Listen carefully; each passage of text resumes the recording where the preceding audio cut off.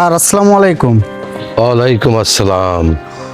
Sir আমি ইমন, আমরা খুব গরিব মানুষ, আপনার কাছে টাকার অভাবে পড়তে পারি না স্যার। স্যার আমি বাড়িতে নিয়মিত পড়ি, কয়েকটা সাবজেক্ট আমার কাছে খুব কঠিন মনে হচ্ছে, তাই আপনার কাছে একটু বুঝে নিতে আসলাম।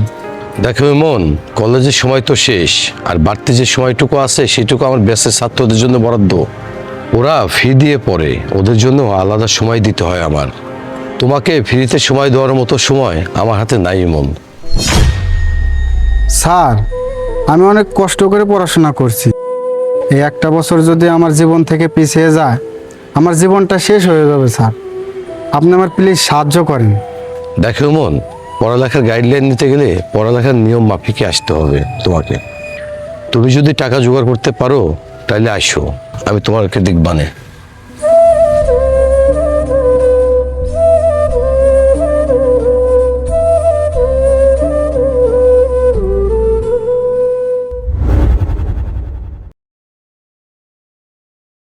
কিরে ইমন, দুদিন পর নিতুর পরীক্ষা, তুই মন খারাপ করে দাঁড়াইছিস কেন? আর স্যার বললেন না, রমজান স্যারের কাছে আইছিলাম সাজেশন দাগায় নেওয়ার জন্য, কিন্তু রমজান স্যার বলল সাজেশন নিতে গেলে তার মাসে 10,000 টাকা বেতন দিতে হবে। স্যার আমার বাবা তো গরিব মানুষ, আমার পড়ালেখার খরচ চালাইতে গিয়ে আমাদের একবেলা খাবার জোটে আর একবেলা জোটে না, আমার বাবা এত টাকা করতে পাবে? ইমন আমি সবই বুঝি, আমার সাথে চল, যতটুকু পারি ততটুকু দাগাই দে মনে, চল।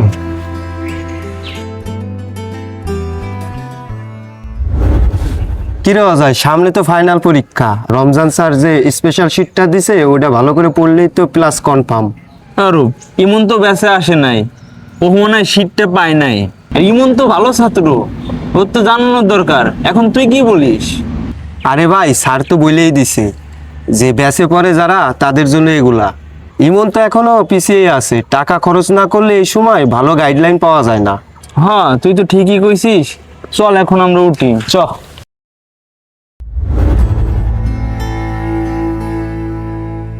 এই ওর বোঝাই, কোথায় যাস তোরা? ক্লাস আছে না?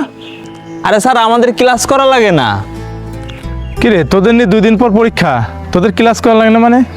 আমরা রমজান স্যারের কাছে পড়ি। 10,000 টাকা বেতন স্যার। স্যার এত টাকা দিয়ে প্রাইভেট পড়ে যদি পড়াশোনা করা লাগে, এটা পড়ে লাভ কি স্যার? চ।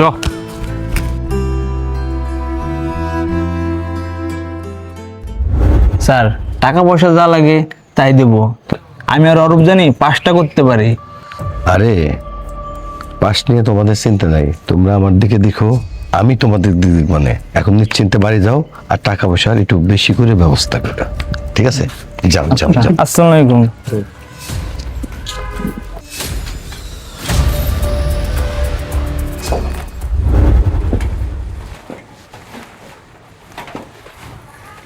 কিরে বাজান, মনটা এরম কালো করে রাখছিস কে? শরীরটা খারাপ নাকি? বাবা রমজান স্যার বলছে টাকা ছাড়া নাকি কোনো ভালো গাইডলাইন পাওয়া যায় না, 10,000 টাকা দিয়ে বেছে না পড়লে কোনো সাজেশন পাওয়া যায় না। বাবা আমার মেধা আছে, কিন্তু তোমার তো টাকা নাই, আমার মনে হয় আর পড়াশোনা হবে না বাবা। কেন হবে না? তোর বাপ তো এখনো মইরা যায় নাই। চল কালকে আমি তোর স্যারের সাথে কথা কমু, দেখমু যে মেধা বড় নাকি টাকা বড়। চল বাজান ঘরে যাই, পড়ালেখা হয় কিনা কালকে যা তোর স্যারের সাথে কথা বলে দেখবো না। স্যার আসসালামু আলাইকুম। ওয়ালাইকুম আসসালাম। স্যার আমি ইমনের বাবা, কালকে আমার ছেলেটা আপনার কাছে একটু আশার আলো খুঁজতে এসেছিল। স্যার আপনি আমার ছেলেটারে যা বলছেন তাতেও খুব ভেঙে পড়েছে। দেখুন মিজান সাহেব, শিক্ষক হিসেবে আমি আমার দায়িত্বটা পালন করতেছি, কিন্তু ব্যাসের ফিটা তো এটা একটা নিয়ম।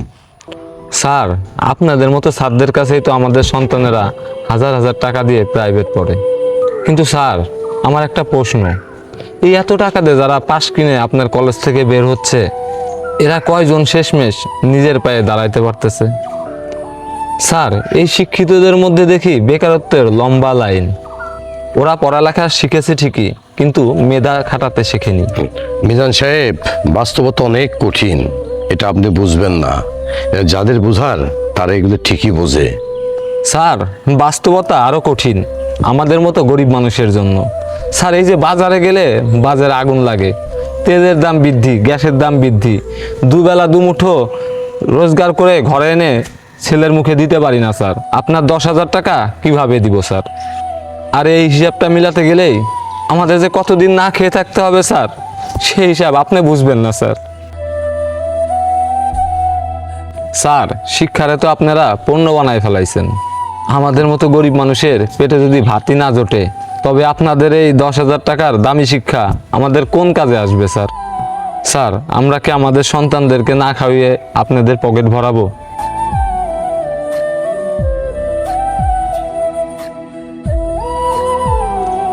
স্যার এই শিক্ষার কোনো মূল্য নাই স্যার। বাবা চল।